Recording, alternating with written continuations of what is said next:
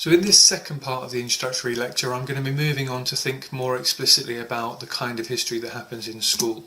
The first thing to say is really there's a broad division between two different approaches to teaching history as a school subject in the school curriculum.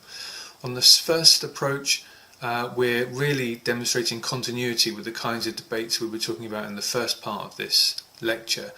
And we're using school history to introduce children to the broad academic discipline of studying and constructing history.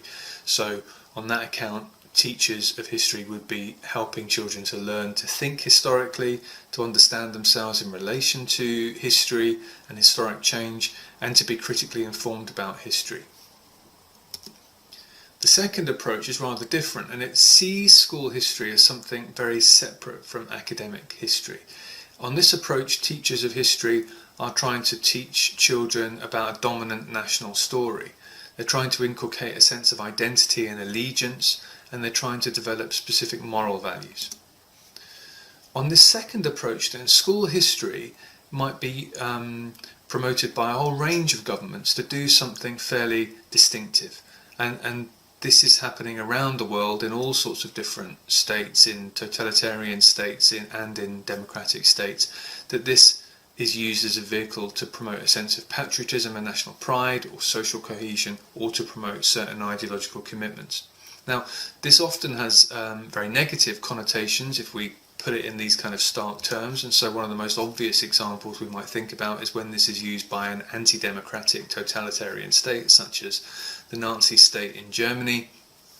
And here are some examples from Hitler's speeches about the role of education, and we might say that this is where school history is used to promote oppressive aims, where Hitler said that no boy or girl should leave school without having been led to an ultimate realization of the necessity and essence of blood purity. But he also said that we cannot fight our way out of this deep crisis through intellectualism. The school for character, which is a practical test of true comradeship, is irreplaceable. So here's a very definite set of aims that could inform the construction of history in a Nazi school curriculum. But there are other states or other contexts in which similar kinds of approaches could be taken to craft history as a subject that would have certain political aims at its core. So here's an example of Barton writing much more recently and writing in the context of a democratic form of history education, where he points out the following: the democratic nation states and supranational identities such as the European Union depend on a shared identity. But where, he asks, does that identity come from when there's no single religion or ethnicity? One of the most time-honoured sources is history, stories of shared ancestors and experiences that we can all look back on as part of a past that we feel connected to. History will become more meaningful, though, if it strives to develop identities that are complex, diverse and inclusive, rather than simple, monolithic and exclusive, such as those found in traditional national histories. So here Barton is saying something very different to the first example. He's saying that history should set up a kind of open, flexible, inclusive, diverse view of what kinds of identities we could all develop and the kinds of citizens that we could all become. But nevertheless, he's using history to promote a particular view of identity. So, without saying that these are one and the same ideological position, there is something going on in both of these examples that we need to be aware of. And the big thing that they share really is a commitment that history could be used as a vehicle for social, moral, and so ultimately some form of ideological education. Now, this is rejected by people who adopt the alternative approach, which is of a disciplinary approach to history. So here's an example from Peter Lee from 1994. And he says it's absurd to say that school children know any history if they've no understanding of how historical knowledge is attained.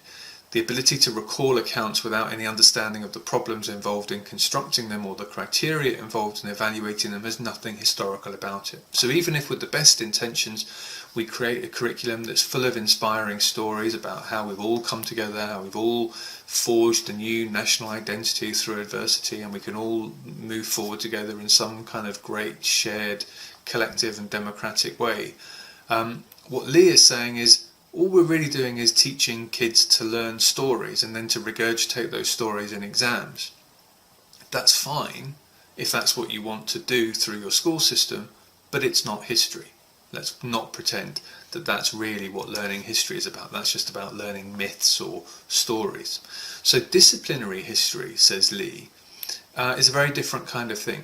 So he says the reason for teaching history in schools isn't so that pupils can use it for making something else, a great nation, an economy, nor to change or preserve a particular form of society or even to expand the economy, but that it changes pupils. So the point of teaching history is not that it serves some greater social purpose, but that it helps the pupils to develop themselves. It changes what they see in the world and how they see it. So yes, history can be transformational, but not in the sense that the first group of people would think it. It's personally transformational, it's intellectually transformational. And he goes on to say, what aims can or should history have? There's little point in going for aims which have no discernible connection with history.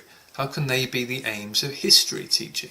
In other words, if you want people to be tolerant, well, then you need to create some kind of subject which is about moral reasoning or religious understanding or citizenship.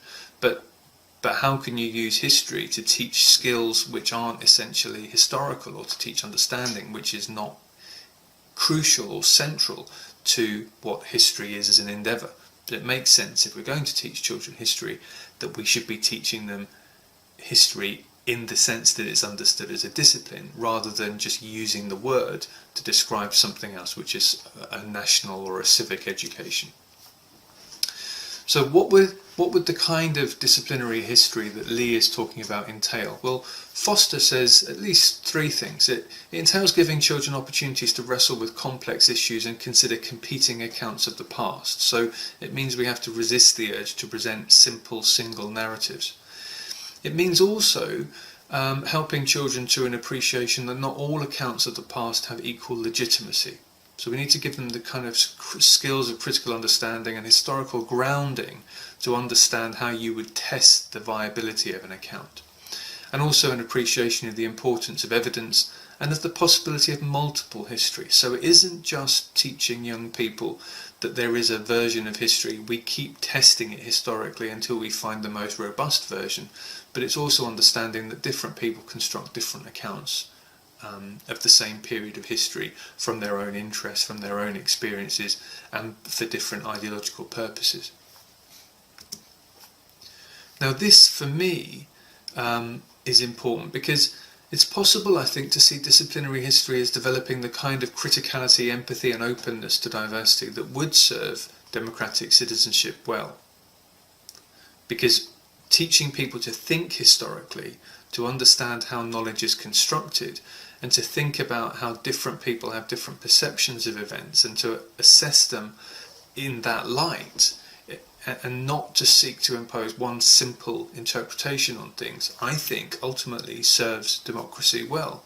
So it may be that this approach to disciplinary history could be a better long-term way to promote a free, open and democratic society than the kind of history which seeks to promote these values, freedom, democracy, through a version of history which is ultimately manipulative and distorted. So there's an important kind of political aim to think about, and where we need to position ourselves, and certainly where we need to think about, well, what's the approach espoused by our government in the kinds of curricula that we're being asked to teach. Now, in the context of the UK, these kinds of debates, and certainly the debates that Peter Lee was involved in, led to what was called a new school history. So in the pursuit of disciplinary history, programs like the School's History Project, which is often referred to in the literature just as SHP, establish models of teaching which emphasise the construction of history, the doing of history. That dimension, the skills dimension to disciplinary history. But, like all wonderful ideas in education, this was sometimes distorted and simplified as it kind of spread to more and more schools, and then it was very quickly opened up to criticism that sometimes what that led to was a decontextualised focus on skills, such as teaching children to empathise, to interpret evidence, to detect bias in simple, disconnected ways. So this leads us back to the fear that in the pursuit of a new, exciting, skills-based history, that some teachers rejected knowledge or marginalised knowledge. Now, that's led us in several directions. So in one direction, we've got people like E.D. Hirsch writing in America, and his supporters, who have argued that it's essential for schools to ensure that all citizens have the same entitlement to learn basic historical and cultural knowledge, and that in Hirsch's terms that equips people with a shared cultural literacy. So that would lead him to promote curricula which are really heavily focused on lists of content and key terminology and key events and people that everyone in a society should learn about and should have that knowledge at their fingertips. But on the other hand, there's a slightly more subtle argument developing, people like Rogers, who argue that the really important thing for history teachers to remember is that we need to balance the two. We need to balance knowing how information is constructed with knowing that, just knowing some history, some actual content. And Christine Counsell has picked this up, and in 2000 wrote an important article which argued that the distinction between knowledge and skills is ultimately a false one. And she says if you take the skill of interpreting a source as being absolutely central to disciplinary history, this cannot be done realistically outside of a frame of knowledge about the history one is studying. So she argues the historian's interrogation of a source of evidence is informed by knowledge of the period and of other sources of evidence. Questions for analysing sources cannot be learned by rote. They emerge through the constant toing and froing between sources, as we have a collection of sources and then we compare them and we think about how one sheds light on the other, and the relationship between sources and our emerging interpretations. So if we found a letter from a monarch that outlined the situation which was completely at odds with all of the written history about that event, then we might go back and ask some more pointed questions of that. We might certainly go back and look at whether that was a real official document, whether that was corroborated by other bits of evidence. And so the questions we ask of a source at any one given time are dependent on the kind of inquiry we're conducting, the kind of answers we're looking for, and the kind of information we've got from elsewhere. And in that sense, Counsell argues if we think about disciplinary history in that really grounded way, that would stop us from getting too carried away with either teaching knowledge or teaching skills, and would constantly bring us back to the relationship between the two. Ultimately, interrogating a source is useful to the extent that it leads us to draw some conclusions about knowledge. The knowledge claims we're making are robust to the extent to which we have arrived at those conclusions skillfully. So where does this lead us to in basic terms about preparing to teach history? Well, there are a couple of things I want to say about the kind of knowledge that we have to have as history teachers. So it implies that when we're teaching, teachers need to have different forms of knowledge of the events and periods being studied, of course, knowledge of the broader chronology in which these events occurred, knowledge of the ways in which such historical knowledge is constructed and of the evidence base available to support that, knowledge of the various interpretations open to different historians and different groups who construct their histories, and knowledge of the relevant concepts and theories which explain this history. So as an example, when I was teaching the history of the Second World War, we looked at the history of the Holocaust, and thinking about the ways in which historical knowledge is constructed and the evidence base available, having taught fairly extensively about the history of the Holocaust, I then just gave students some headlines from a Holocaust denial website, and then asked them how sure they were that the previous information they had collected on the Holocaust was a real interpretation.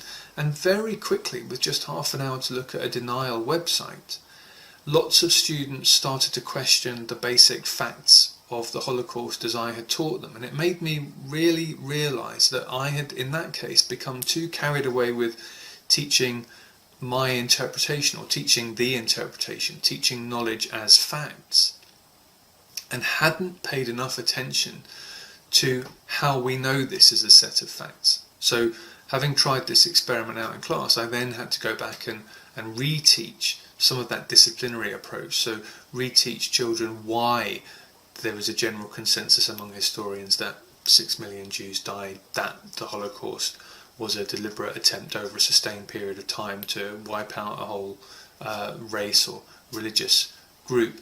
And so it was just quite shocking for me to realise that even after an extensive period of weeks learning about a topic, the children's confidence in what they'd been learned could easily be knocked by someone just questioning the evidence, and because they didn't know the evidence base well enough, then they felt, well, maybe there's a valid point here, and maybe this knowledge we've got is really without foundation. So it's important for teachers to kind of have both sets of knowledge and to use both sets of knowledge simultaneously.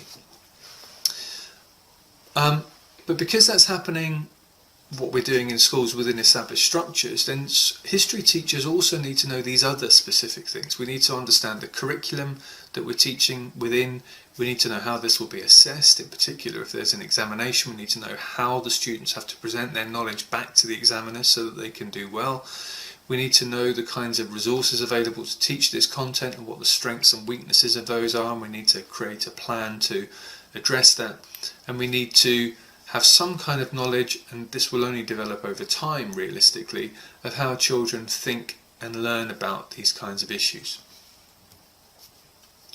Now, as a way to kind of explore some of those issues, of course, lots of people in the world of history education have undertaken research, and Husbands and his colleagues have written some introductory chapters to their research on history education, and outlined a couple of different traditions that those researching history education have worked within. So on the first view, or the first tradition, there are a group of people who have spent time studying